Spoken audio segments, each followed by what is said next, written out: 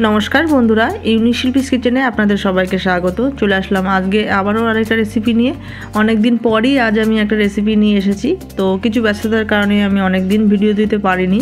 तो आजके आमादेर रेसिपि होच्छे चिंगड़ी माछेर मालाइकारी।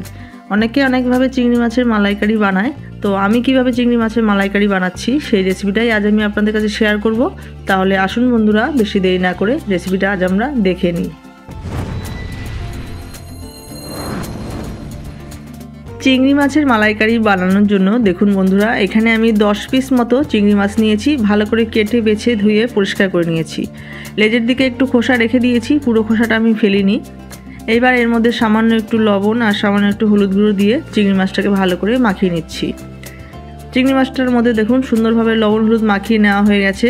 এবার এটাকে আমরা সাইড করে 10 মিনিটের জন্য রেখে দেবো।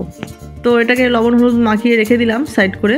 এবার মশলা তৈরি করে নিচ্ছি। এখানে আমি দুটো ছোট সাইজের পেঁয়াজ নিয়েছি, আর নিয়েছি 1 ইঞ্চি মাপের এক টুকরো আদা, আর নিয়েছি 6 থেকে 7 টুকরো রসুন, আর নিলাম 4টে কাঁচা লঙ্কা, আর সামান্য একটু জল দিয়ে একটা মিহি পেস্ট তৈরি করে নেব। তো দেখুন পেঁয়াজ রসুনের সুন্দর একটা মিহি পেস্ট তৈরি করে নেওয়া হয়ে গেছে। এবার আমি ফ্রাই প্যানে দিয়ে দিচ্ছি পরিমাণ মতো সরষের তেল। আমি রান্নাটা সরষের তেলেই করছি। তেলটা ভালো মতো গরম হয়ে গেলে তেলের মধ্যে আমি চিংড়ি মাছগুলোকে দিয়ে ভেজে নেব। চিংড়ি মাছগুলো কিন্তু আমি খুব বেশি করে ভাজবো না, হালকা করেই ভেজে নেব। তো দেখুন চিংড়ি মাছগুলোকে একটু উল্টে দিচ্ছি। 2 থেকে 3 মিনিট আমি চিংড়ি মাছগুলোকে একটু উল্টে পাল্টে ভেজে নেব। খুব বেশি কড়া করে আমি চিংড়ি মাছগুলোকে ভাজবো না। তো বন্ধুরা আমার ভিডিওটা যদি আপনাদের ভালো লেগে থাকে তাহলে একটা করে লাইক করবেন, কমেন্ট করবেন, আর স্কিপ না করে পুরো ভিডিওটা দেখবেন। আশা করছি আপনাদের ভালো লাগবে। তো দেখুন চিংড়ি মাছগুলো কিন্তু আমি খুব সুন্দরভাবে ভেজে নিয়েছি। এবার চিংড়ি মাছগুলোকে আমি তুলে সাইড করে রেখে দিচ্ছি। এবার ওই ফ্রাই প্যানেই আমি কিছুটা আরও সরষের তেল দিয়ে দিলাম। তেলের মধ্যে এবার আমি ফোড়ন দিয়ে দেবো গোটা গরম মশলা, দারচিনি, এলাচ, লবঙ্গ, আর দিয়ে দিচ্ছি 2টো তেজপাতা, আর দিয়ে দিচ্ছি সামান্য একটু গোটা জিরে। এইবার দারচিনি, এলাচ, লবঙ্গ, গোটা জিরে, তেজপাতা ভালো করে নাড়াচাড়া করে নিয়ে একটু লাল লাল হয়ে গেলে তারপরে আমরা এর মধ্যে দিয়ে দেবো পেঁয়াজ, আদা, রসুন, কাঁচা লঙ্কার যে পেস্ট তৈরি করে রেখেছিলাম সেই পেস্ট আমি এর মধ্যে অ্যাড করে দিচ্ছি। দেখুন মশলাটা আমি এবার দিয়ে দিলাম। এবার সুন্দরভাবে মশলাটাকে আমরা কষিয়ে নেব। গ্যাসের ফ্লেমটাকে লো মিডিয়াম করে নিয়ে মশলাটাকে সুন্দরভাবে কষিয়ে নিচ্ছি।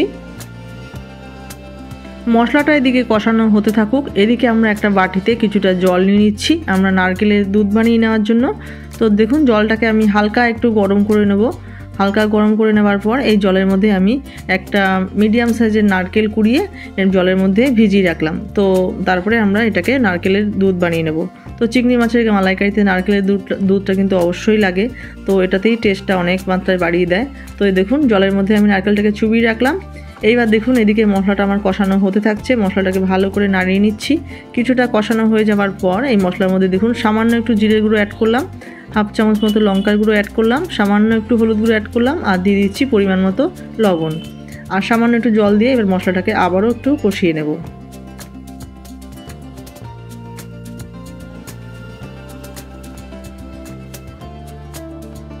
তো দেখুন বন্ধুরা মশলা কিন্তু খুব সুন্দরভাবে কষানো হয়ে গেছে, মশলা থেকে তেল ছেড়ে দিয়েছে। এইবার আমরা এই মশলার মধ্যে অ্যাড করে দিচ্ছি 2 চামচ মতো সর্ষে বাটা। তো এটা অপশনাল, আপনারা যদি খেতে অপছন্দ করেন তাহলে দেবেন না। আমি একটু সর্ষে বাটা দিলাম। তো এটা পুরোপুরি অপশনাল, যদি অপছন্দ করেন দেবেন না। সর্ষে বাটা ছাড়াও কিন্তু মালাইকারিটা কিন্তু অসাধারণ লাগে খেতে। আমি 2 রকমই ট্রাই করে দেখেছি। তো যদি অসুবিধা হয় দেবেন না, আর ভালো লাগলে অবশ্যই দেবেন। সর্ষে বাটাটা দিয়ে আবারও মশলার সঙ্গে ভালো করে মিশিয়ে নিয়েছি, আর দিয়ে দিচ্ছি পরিমাণ মতো চিনি। চিনিটা অবশ্যই দেবেন আপনাদের স্বাদ অনুযায়ী। একটু মিষ্টি মিষ্টি হবে তবেই খেতে ভালো লাগবে চিংড়ি মাছের মালাইকারিটা। তো দেখুন চিংড়ি দিয়ে ভালো করে মিশিয়ে নিয়েছি। মশলা কিন্তু সুন্দরভাবে কষে গেছে, মশলা থেকে তেলও ছেড়ে দিয়েছে। এইবার যে আমরা নারকেলের জলটা ভিজিয়ে রেখেছিলাম গরম জলের সঙ্গে নারকেলটা, সেটাকে আমরা ভালো করে চেপে রস বের করে এর মধ্যে মিশিয়ে দিলাম।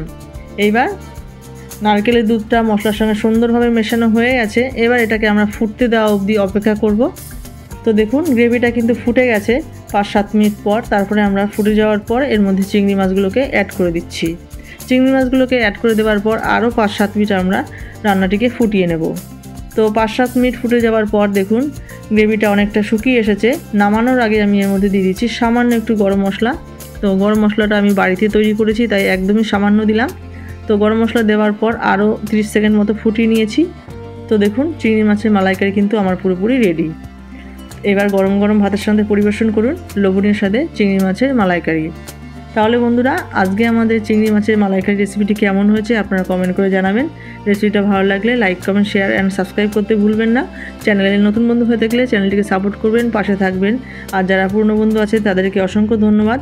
নতুন বন্ধুদেরও অসংখ্য ধন্যবাদ জানিয়ে আজকের ভিডিওটা আমি এখানেই শেষ করছি। আপনারা সবাই ভালো থাকবেন, সুস্থ থাকবেন। দেখা হচ্ছে পরবর্তী কোনো রেসিপি নিয়ে। ধন্যবাদ।